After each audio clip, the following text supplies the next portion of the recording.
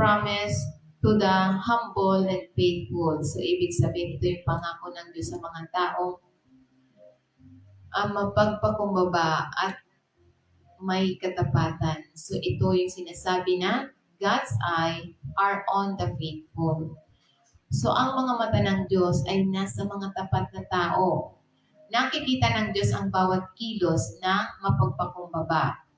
Bawat tahimik na panalangin, bawat sandali ng pagtitiwala, wala siyang nakakalimutan at bahagyang gagantimpalaan niya ang gumagawa ng tapat sa lihim.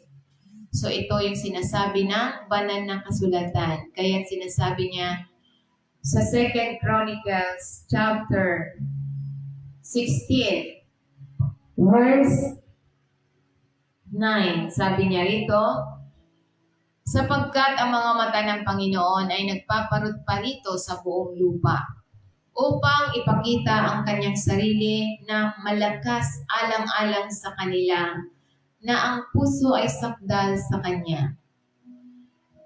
Kaya nga, ito'y sinasabi, dito ka gumawa ng kamangmangan, kaya't mula ngayon ay magkakaroon ka ng mga digmaan.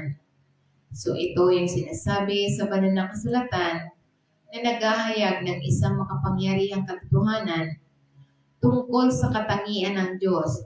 Siya ay aktibong naghahanap sa mga ganap na tapat sa Kanya.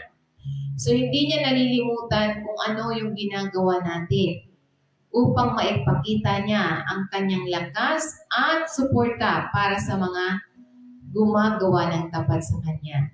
Gayunpaman, naglalaman din ito ng babala na sinasabi tulad ni Haring Asa tungkol sa kahinatnan ng pag-asa sa lakas ng tao. So tulad ni King Asa, nung siya'y nagtitiwala sa Diyos sa buong panahon ng kanyang paghahari, siya ay laging nagtatagumpay. Ngunit nung siya'y nagkasakit, siya ay umasa na sa mga tao. Nung nagkasakit siya, nagkaroon siya ng mga sugat, so sa tao na siya nagtiwala. Sa halip na magtiwala sa Diyos, siya ay nagtiwala sa tao. Kaya nga, ano ang nangyari sa kanya nung nagtiwala siya sa tao? Siya ay namatay. Dahil siya ay nagtiwala na sa tao. So kaya nga itinuturo nito ang buong pusong debosyon na umaakit sa banal na lakas kapag tayo habang umaasa tayo sa Diyos, binibigyan niya na tayo ng lakas. Ngunit kapag umaasa ka sa pag-asa sa sarili, maari itong humantong sa problema tulad ni King Asa. So nung siya'y umasa sa Panginoon, walang problema sa kanyang kaharian.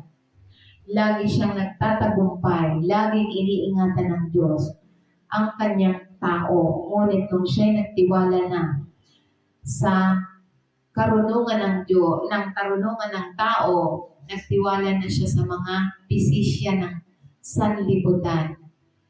Na siya ay, nung siya'y nagkasakit, nagsangguni na siya sa mga manggagamot na tao. So, kaya ano nangyari sa kanya? Siya'y namatay. So, ano ang sinasabi ng banal na kasulatan? Sumpain ang tao na nagtitiwala sa kanyang kapwa-tao at ang puso ay nahihiwalay na sa Diyos. Mababasa natin yan sa Jeremiah. So, kaya nga't mahalaga na huwag tayong magtitiwala sa karunungan ng tao. Kailangan natin isangguni natin sa Diyos. So kaya nga, sinasabi pa niya sa Proverbs 28 verse 20, ang taong tapat ay sagana sa pagpapala. Ngunit siyang nagmamadaling yumaman ay hindi magiging walang sala. So ito yung sinasabi na kapag tayo ay tapat, tayo pagpapalain. So ito yung pinaghahambing ang dalawang uri ng tao. Ang tapat na tao, ito yung maaasahan, tapat at matatag, ay saganang pinagpala ng Diyos. Ang pangalawa namang tao na sinasabi, ito naman yung nagmamadaling yumaman, kadalasan sa pamamagitan ng hindi tapat o walang ingat na paraan ay haharap sa mga kahinatnan at pagkakasala. So kaya nga kapag tayo'y tapat, maaasahan tayo.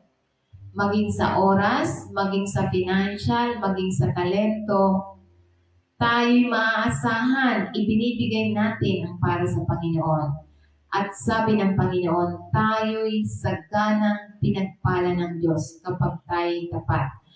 Ngunit yung nagmamadali, akala nila yung sa pagmamadali nilang yumaman, binigay na nila ang oras ng 24/7 para sila'y magkayod-kayod dito, kayod doon.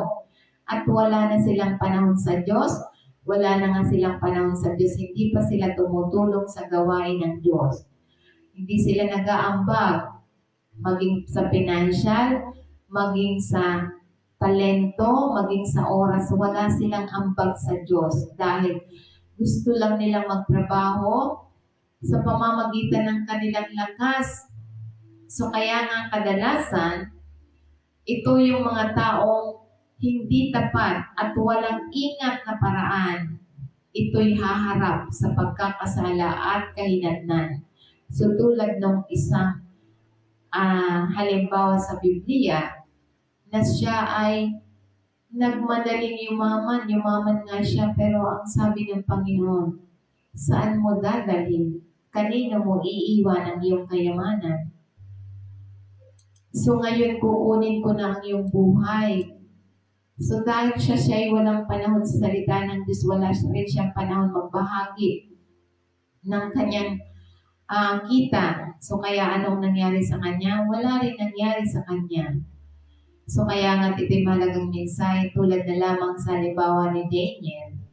Si Daniel ay nanatiling tapat sa Babylonia na patuloy na nanalangin kahit nasa ilalim ng pagbabanta. Itinaguyod at pinatrektahan. Iningatan siya ng Diyos. Mababasa natin yan sa Daniel chapter 6, basahin niyo na lamang po ang buong chapter. So ano pa ang tinuturo sa atin? God's promise to the humble and faithful. So ito